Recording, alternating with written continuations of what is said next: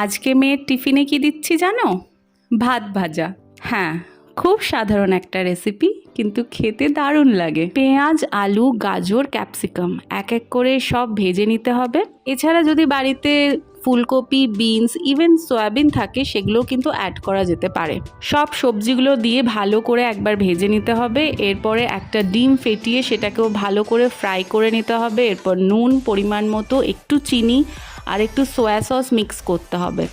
ভালো করে নেড়ে এটা যখন ভালোভাবে ভাজা হয়ে যাবে তখন আগে থেকে সেদ্ধ করে রাখা ভাতটা এটার সাথে মিশিয়ে দিতে হবে। এর মধ্যে আমি একটু কাজু বাদামও দিয়েছি। কাজু বাদাম না থাকলে চীনা বাদামও দেওয়া যেতে পারে। সব ভালো করে মিক্স করে নিয়ে শেষে 1 চামচ ঘি অ্যাড করে দিতে হবে। ব্যাস, তাহলেই আমাদের টিফিন রেডি। সারাদিনের জন্য যদি কোথাও ট্রাভেল করো, এটা কিন্তু বানিয়ে ক্যারি করতেই পারো। আমরা বাঙালিরা যেখানেই যাই সেখানেই ভাত খুঁজি, বিশেষ করে দুপুরবেলা।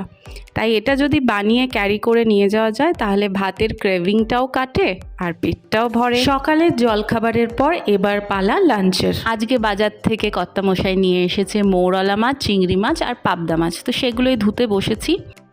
মৌরলা মাছ আর পাবদা মাছটা বাজার থেকে কেটে আনলেও চিংড়ি মাছটা আমি বাড়িতে পরিষ্কার করে ধুয়ে নিই। কারণ এই চিংড়ি মাছ ভালো করে পরিষ্কার করে না ধুলে এটা খাওয়ার পর কিন্তু পেটে ব্যথা করে, আমার তো করে। আর তাছাড়া এরকমই একটা ঘটনা আমার বন্ধুর সাথে হয়েছিল। সে একটা রেস্টুরেন্টে এরকম চিংড়িরই কিছু আইটেম খেয়েছিল, তারপরে তাকে রীতিমতো হসপিটালাইজড হতে হয়েছিল পেটে ব্যথা, এবং ব্যথার জন্য তার জ্বর এত, সেই জ্বর আর কমছিল না। ডক্টর তো বুঝেই উঠতে পারছিল না যে কী কারণে জ্বর, কিন্তু শেষে জানা যায় যে ওই চিংড়ি মাছের ওই কালো যে সুতোর মতো অংশটা থাকে সেইটার কারণেই পেটে ব্যথা এবং সেই থেকেই জ্বর। তো সেই ভয়টা আমার আছে, তাই জন্য আমি ভালো করে পরিষ্কার করে নিজেই ধুয়ে তারপরে চিংড়ি মাছ রান্না করি। তো এখানে একদিকে চিংড়ি মাছের ঝাল তৈরি করছি, অন্যদিকে মরলা মাছগুলো ভেজে নিচ্ছি। চিংড়ি মাছ আমার মেয়ের খুব পছন্দের, তাই জন্য মাঝে মধ্যেই বাড়িতে চিংড়ি মাছটা হয়। কিন্তু এই মৌরলা মাছ কিন্তু বিশেষত আমার শ্বশুরমশাই এবং আমার কর্তামশাইয়ের জন্য, কারণ ছোট মাছ আমি আর আমার মেয়ে দুজনেই পছন্দ করি না খেতে। আমাদের বাড়িতে মাংসর থেকে মাছটা বেশি হয়, কারণ বাড়িতে মাংস খাওয়ার মধ্যে আমি আর আমার মেয়ে। আমার বাড়িতে কিন্তু আর কেউ মাংস খায় না। আমার শাশুড়ি মা তো আগেই বলেছি পুরোপুরি ভেজ।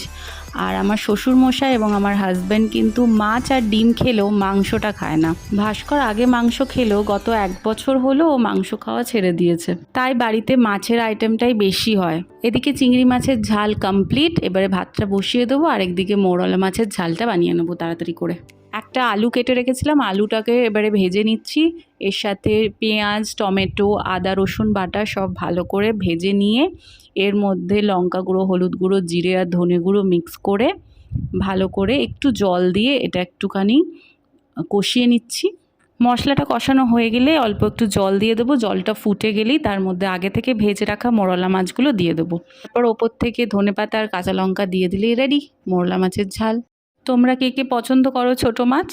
যদিও বা আমি করি না, কিন্তু আমি জানি অনেকেই ছোটো মাছ খেতে খুব ভালোবাসে। এই যে আমরা এত ঘেমে এনে ভিজে রান্না করছি কষ্ট করে, তার জন্য কি কোনো অ্যাপ্রিসিয়েশন পাই? নইব চ। এরপরেও বলবে নুন হয়নি, ঠিক ঝাল হয়নি, এটা ঠিক সেই টেস্টটা হয়নি।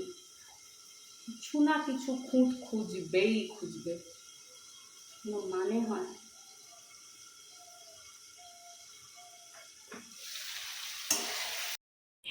এই দুঃখটা বোধহয় বেশিরভাগ হাউসওয়াইফদেরই আছে। যাই হোক, মনে এক রাশ দুঃখ নিয়ে চলি আজকের মতো। পরে আবার কথা হবে তোমাদের সাথে আমার নতুন আরেকটা ব্লগে। ভালো থেকো, সুস্থ থেকো।